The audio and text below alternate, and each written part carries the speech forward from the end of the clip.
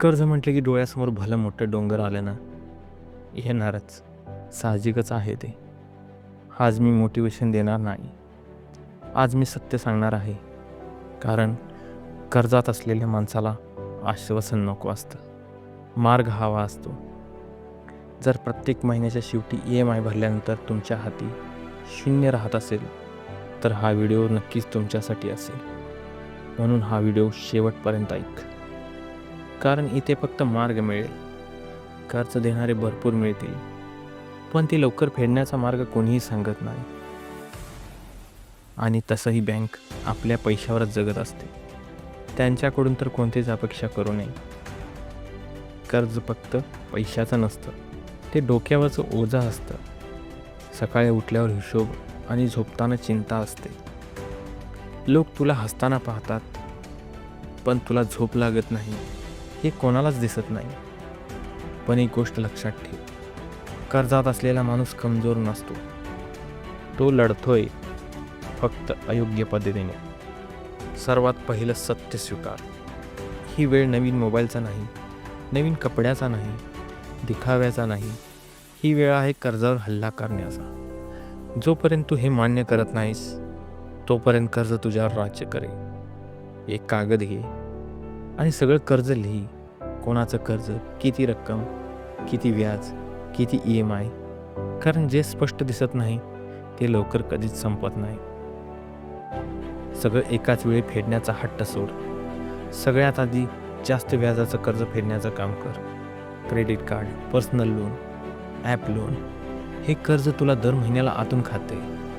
हे संपलं तरच श्वास मोकळा होईल मित्रा तुझा. बहुतेक लोक इथेच अडकतात.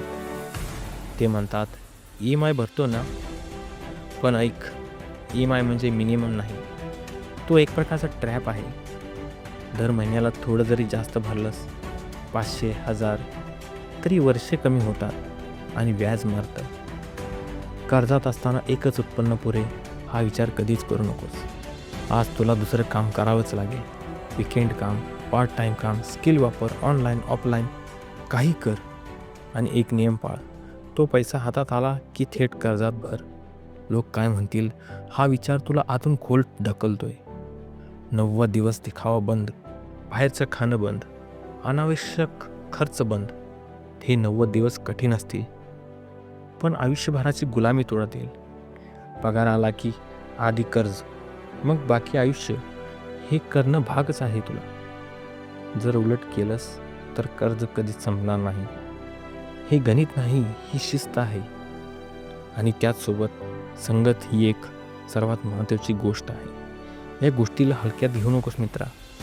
कारण तुझे 2-4 मित्र जर खर्च करणारे असतील, तर तुलाही त्यांच्याकडे पाहून खर्च करण्यास भाग पडेल. कारण मला माहीत आहे, तुला कोणी काही बोललं तर तुला ते सहन होणार नाही. 99% लोकांच्या पत्नी आपल्या नवऱ्यासोबत कधीच कर्जाचा विषय काढत नाहीत.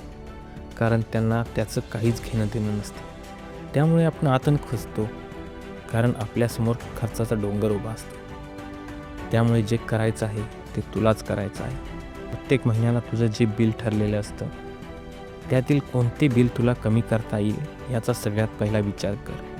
कारण तीच रक्कम तुला थोडासा आधार देऊ शकते. शेवटचा स्मार्ट उपाय, जर तुझा EMI कमी असेल तर प्रत्येक महिन्याच्या EMI किमतीच्या निम्मी रक्कम म्युच्युअल फंडमध्ये किंवा SIP मध्ये इन्व्हेस्ट कर. त्यामुळे तू जे वर्षाला व्याज भरतोस त्याची भरपाई तुला यामधून नक्कीच मिळेल. मित्रा, आयुष्यात निर्णय घ्यायला नक्कीच शिक. कारण त्या निर्णयाचा उपयोग तुला प्रत्येक गोष्टीत नक्कीच होईल. आज तू शिस्त स्वीकारली नाहीस तर उद्या आयुष्य तुला पाठ फिरवेल. पण आज तू ठरवलंस आता बस, तर कर्ज नक्कीच संपेल.